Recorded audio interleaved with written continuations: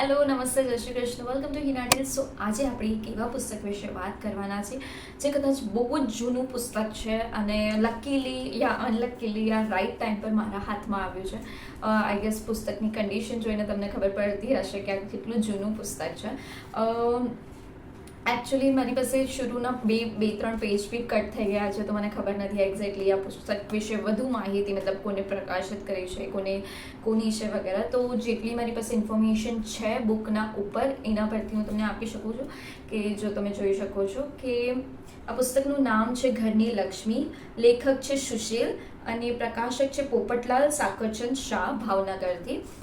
અંદાજે કંઈક 123 પાનાનું પુસ્તક છે અને આ નામ પરથી ટાઇટલ પરથી જ ખબર પડી ગઈ હશે આ પુસ્તક શેના વિશે હશે. પણ મને એવું લાગે છે કે આ પુસ્તક છે ને આજની 90% વિમેન્સને આ પુસ્તક વાંચવું નહીં ગમે અને આ પુસ્તકના ટોટલી અગેન્સ્ટ હશે એ લોકો. અને બાકી કોઈ પુરુષને જો આ પુસ્તક મળી ગયું તો 95% પુરુષ એવું જ કહે છે કે હા સ્ત્રી આવી જ હોવી જોઈએ. સો ટોટલી આ બુક્સમાં વિમેન્સ વિશે લખવામાં આવ્યું છે કે વિમેન કેવી હોવી જોઈએ, સ્ત્રી કેવી હોવી જોઈએ, ઘરની લક્ષ્મી કેવી હોવી જોઈએ, એના શું સ્વભાવ હોવો જોઈએ, એના અંદર શું મતલબ કે શું આવડત હોવી જોઈએ, શું ન હોવું જોઈએ, એ બધું ઘણું બધું આપ્યું છે. તો જસ્ટ શરૂની એક લાઈન હું તમને વાંચીને બતાવું. પ્લસ આ પુસ્તકની લેંગ્વેજ એકદમ જૂના ટાઈપમાં છે, એકદમ આમ થોડા હાર્ડ વર્ડ્સ છે, થોડું એકદમ પ્રોપર ગુજરાતી છે બિકોઝ ઓબ્વિયસલી બુક્સની બહુ જૂની છે એટલા માટે. બાકી છે કે online availability I don't think so તમને ક્યાં પણ આ પુસ્તક જોવા મળશે. મે બી તમે લાઇબ્રેરીમાં સર્ચ કરો, કોઈની પાસે જૂના પુસ્તકો હોય એમાંથી તમને મળી શકે છે. બાકી આઈ ડોન્ટ થિંક સો તમને ઓનલાઈન ક્યાં પણ આ પુસ્તક મળશે. સો હું તમને કહેતી હતી કે આ પુસ્તકમાં એક લાઈન છે એના પરથી તમે સમજી જશો કે આ પુસ્તકમાં અંદર શું હશે કે વિનય, નમ્રતા, સંયમ, સેવાભાવ એ સાચી કેળવણીના સૂચક ચિહ્નો છે. અભિમાન, મદ, નિર્લજ્જતા એ બધા અપૂર્ણતાના લક્ષણો છે. યાની કે સ્ત્રીની અંદર વિનય હોવું જોઈએ, નમ્રતા હોવું જોઈએ, સંયમ હોવું જોઈએ. બાકી તમે અહંકાર દેખાડો, અભિમાન બતાડો તો એ તમારા સ્ત્રીના લક્ષણો નથી એ.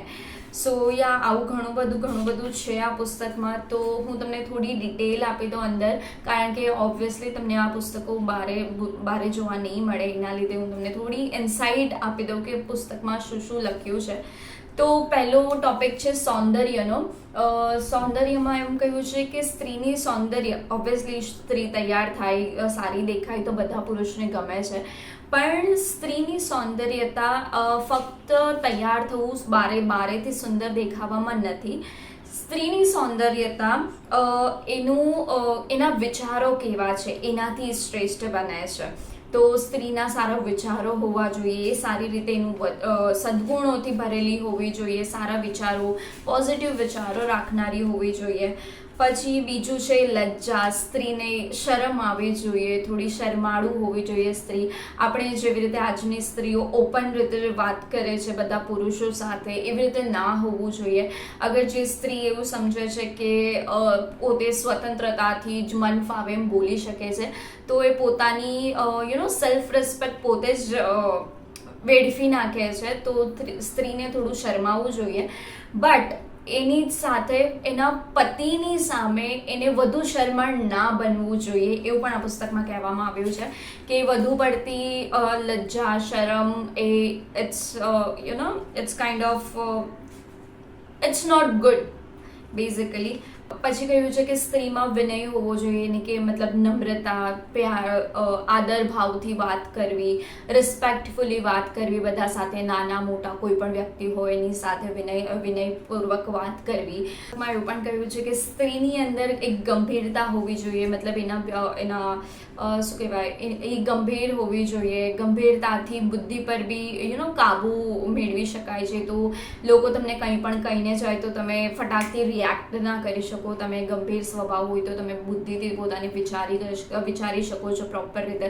તો આ સ્ત્રીનો એક ગુણધર્મ એ પણ હોવો જોઈએ કે ગંભીર સ્વભાવની હોવી જોઈએ. સરળતા, બહુ ઇઝીલી પોતાના ઇમોશન્સને વ્યક્ત કરી શકે, બીજા સામે પોતાની વાત એકદમ ઇઝીલી રાખી શકે, શાંતિથી રાખી શકે, એ પણ સ્ત્રીનો ગુણધર્મ હોવો જોઈએ સ્ત્રીની અંદર. એ પછી આત્મસંતોષી હોવી જોઈએ. વધુ પડતું મને આ જોઈએ છે, મને તે જોઈએ છે, એના સ્વભાવમાં એ ન હોવું જોઈએ. જેટલું મળે છે, જેવું મળે છે એટલામાં એની ખુશ રહેવું જોઈએ. એ બધું લખ્યું છે આ પુસ્તકમાં કે બીજો સપોઝ તમારી બહેનપણી, તમારી કોઈ ફિમેલ ફ્રેન્ડ કે કોઈની પાસે કંઈક છે તો એનો મતલબ એવું નથી કે તમને પણ એ જોતું જ હોય. ના, તમે આત્મસંતોષ રાખો તમારી અંદર. અને પછી એક વસ્તુ લખ્યું છે કે આટલું યાદ રાખજો કે સુખ દુઃખનો આધાર કોઈ પણ પ્રકારની અવસ્થા ઉપર નથી, વૃત્તિ ઉપર છે. તો કે પછી પરિશ્રમ કરનારી હોવી જોઈએ, હાર્ડવર્ક કરનારી હોવી જોઈએ, મહેનતુ હોવી જોઈએ, વધારે પડતા આળસ ના હોવી જોઈએ એની અંદર. એ બધું છે. પછી સ્નેહ વિશે વાત કરવી છે કે એને પ્રેમ બધાને પ્રેમ કરી શકે, એનો બિહેવિયર એવો હોવો જોઈએ. એની અંદર કોઈ પણ જાતનો અહંકાર કે પછી શું કહેવાય એને કે રૂડનેસ ના હોવી જોઈએ એના સ્વભાવમાં. હંમેશા બધા નાના મોટા પ્રત્યે પ્રેમ ભાવથી વાત કરી શકે, સ્નેહથી બધાને રાખી શકે એવો હોવો જોઈએ. પછી ધર્મકરણી કે જે ધર્મમાં માનતી હોવી, ધર્મને માનતી હોવી જોઈએ, વ્રત પૂજા પાઠ કરતી હોવી જોઈએ. પછી છે સતીત્વ એટલે કે લોયલ હોવી જોઈએ પોતાના હસબન્ડ સાથે, કારણ કે એ જ સૌથી મજબૂત પાયો હોય છે તમારા લગ્ન જીવનનો. તો તમારામાં સતીત્વ તમને પાળવું જોઈએ. પર પુરુષની સાથે વાત કરવી કે વધારે ફ્રેન્ડશિપ રાખવી અવોઇડ કરવું જોઈએ. દેન છે આળસ. જે સ્ત્રી આળસુ હોય છે એ સ્ત્રી સારી નથી હોતી. વધારે પડતું આળસુ ના બનવું તમને લોકોને કે એ સારો ગુણધર્મ નથી સ્ત્રી હોવાનો. તમને સ્ત્રી હંમેશા મહેનતુ, કામ કરનારી, સતત વ્યસ્ત રહેતી સ્ત્રીઓ પુરુષને પસંદ આવે છે, ઘરમાં સાસુ સસરાને પસંદ આવે છે.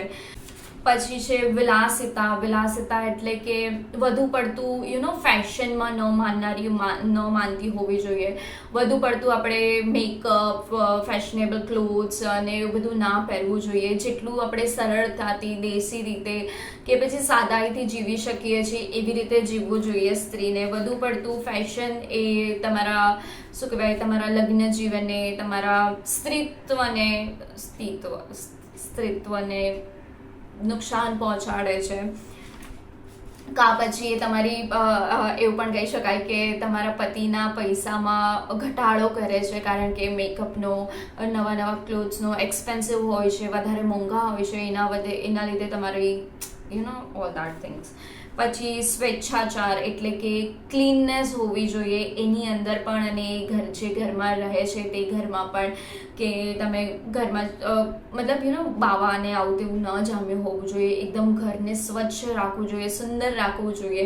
એ જ સ્ત્રીનો સૌથી મેઇન ગુણધર્મ છે. જે પછી છે કે વાંધા વચકા અને કુથલી નિંદા એટલે કે બીજાની નિંદા કરવી, બીજાનામાં ફોલ્ટ ગોતવું, એ બધું ના કરવું જોઈએ સારી સ્ત્રીએ.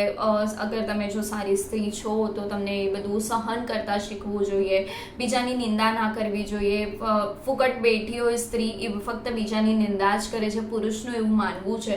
તો એવું ના કરવું જોઈએ. કામમાં વ્યસ્ત રહો, તમે ઘરના કામ કરો, અલગ અલગ કામ કરો, પણ બીજાની નિંદા ના કરો, બીજાનો વાંક ના ગોતો. ભલે સાસુ સસરા થોડું કહે, ઘરના જેઠાણીઓ તમને થોડું ઘણું વઢી લે, કહી દે, તો તમે સાંભળી લો, સમજી લો, ઠીક છે, એવી રીતે કહીને જતું કરી દો, પણ સામે વાદ વિવાદ ના કરો.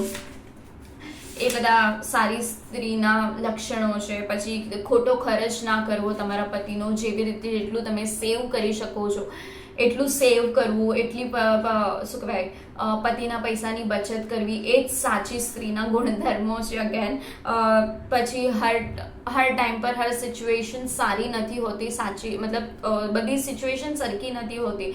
તો ફ્યુચર માટે, ખરાબ પરિસ્થિતિ માટે પણ તમે પતિના પૈસા બચાવીને રાખો.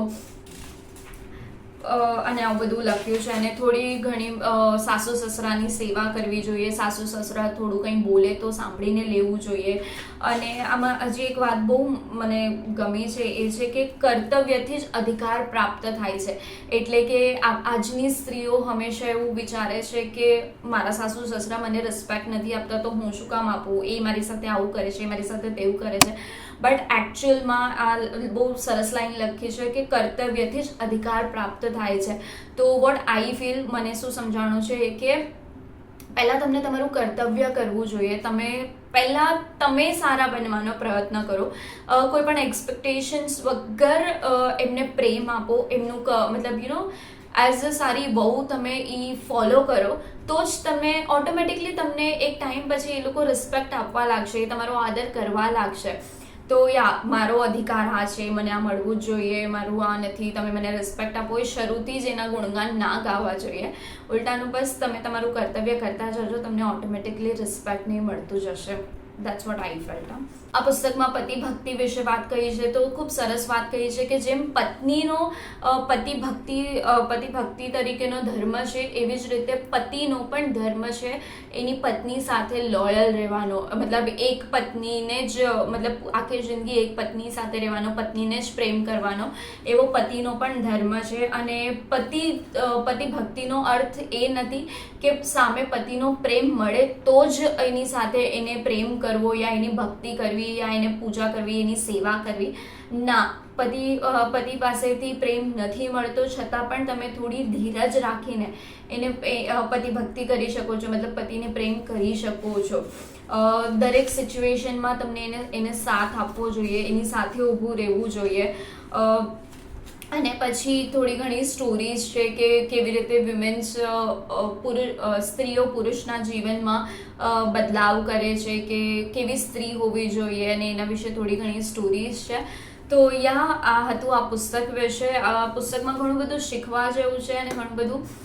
મારો પોતાનો રિવ્યૂ એ છે કે મને આ પુસ્તક વાંચ્યા પછી એવું લાગ્યું કે હા, ઘણું બધું છે આ પુસ્તકની અંદર જે આજની સ્ત્રીઓ ભૂલી જ ગઈ છે. મતલબ એને ખબર જ નથી કે સ્ત્રીના આવા ગુણધર્મો પણ છે, સ્ત્રીની અંદર આવું બધી ક્વોલિટીઝ પણ છે.